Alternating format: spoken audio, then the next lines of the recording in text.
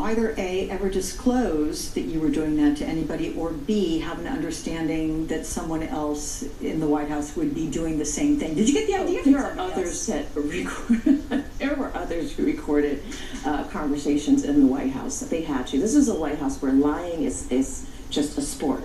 People lie to each other. You can leave a meeting and go into another meeting, and the person will have already beat you with their lie. It's the most bizarre environment I've ever worked. And this is the second time I've worked in the White House, and so this was really, really a strange environment to work with. I'd have to agree with General Kelly that it's crazy town. Okay, wait. You bring up General Kelly, and you have released the audio from when he fired you in the Situation Room. Yeah. Tell me about that. I find it absolutely fascinating. The description in the book is remarkable. You're very clear on the details about how, I think it's Alexa or Alexis, your assistant. My assistant, Alexis Persley, who they tortured for a whole 4 months after I left. But she had to leave the room. He walks in and says, "Who are you?" She says, "My assistant." He said, "You need to leave." Which means I was left in that room with him and his cadre of attorneys and his deputy chief of staff, and then he started threatening me. It was the most terrifying experience I've ever had. One, there were men with guns outside the room. When I asked repeatedly if I could leave, he said no. When I asked if I could call counsel, he said no. When I asked if I could call my husband, they said no.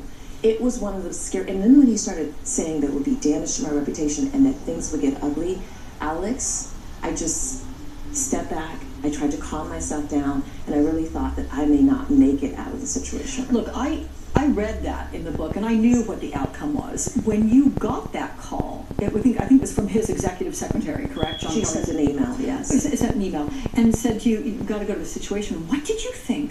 The Situation Room. It was so bizarre. It was so bizarre that I called Johnny DeStefano, who at the time was running OPL, and I said, "Do you know anything about this meeting in the Situation Room?" Or because he was the head of presidential personnel, or why would I be going to the Situation Room? He says, "No, that is the most bizarre thing I've ever heard." So even before walking to the Situation Room, I conferred with several people who thought it was highly unusual. And then HR has to come in and sit with you. And what was the reaction by HR? Irene Parada, she said to me, I said, "Is this normal for you, Irene?" Because I've known her since I worked the first time in the White House. And she said to me, "Alex, this is the first time in the 20 years I've been at the White House that I've ever been in a Situation Room."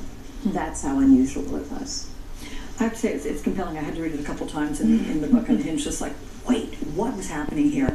All right, I want to get you to talk about the president and tweeting this morning about the NFL, football players taking the knee, Colin Kaepernick in particular, but taking a knee during the anthem. As someone who worked in his campaign, do you think he has an obsession with the NFL? And if so, what do you think drives it? No, he has an obsession with insulting very accomplished African Americans.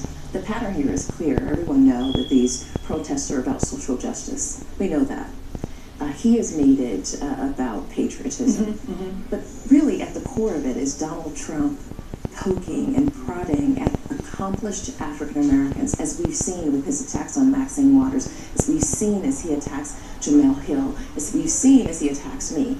Donald Trump wants to start racial dissension because it galvanizes his base in a way that no other topic does. It's not about the anthem. It's about race. I'm curious your thoughts on President Obama stepping back in the spotlight now, the timing of it, and the efficacy of his words, his influence in getting people out to the polls.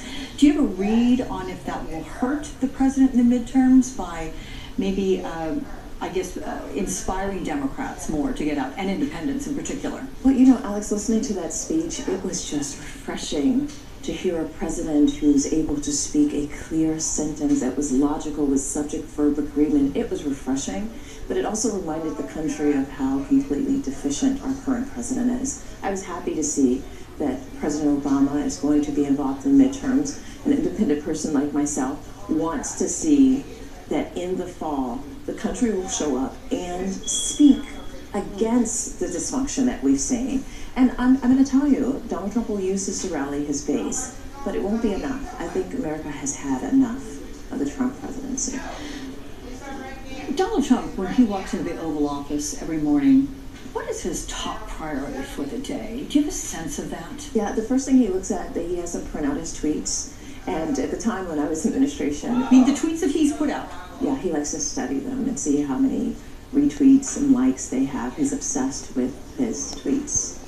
first thing he'll do. And then he has a stack of his press clippings. They put the positive ones on the top, the negative ones they bury at the bottom. And then maybe after he goes through all of those things, that particularly press that make him feel good about himself, they may slide in a national security briefing or a policy paper. But he starts with the subject he loves the most, that's himself. In Unhinged, you say that people may have had it out for you, and you say, you know, there may be things about me that warranted some of that. Maybe it was an attitude, I'm a strong woman and the like. Might it also have been the fact that you'd known Donald Trump for 15 years, that you had what was an open door policy to walk into the Oval Office? Did that inspire envy from other people?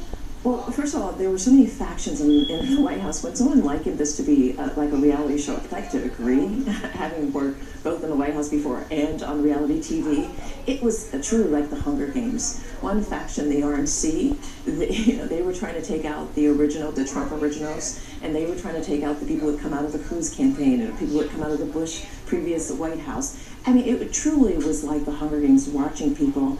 But the priority for them was to go after the people who were closest to Donald, you know, Keith Schillings, Hope Hicks, myself, people who had come out of the campaign originally during 2015. And they were very successful. If you look around him, Donald Trump does not have people around him who he can trust, except for, you know, his daughter and his son-in-law, who provide some kind of comfort for them, but do not really contribute to any true advancing of his agenda. But you can see that people who had worked to dismantle his comfort zone have only succeeded in making Donald Trump even more paranoid, even more vicious. And I have to say that you reap what you sow, and Donald Trump's reaping of all of this kind of dissension is now coming back to bite him. I'm just getting word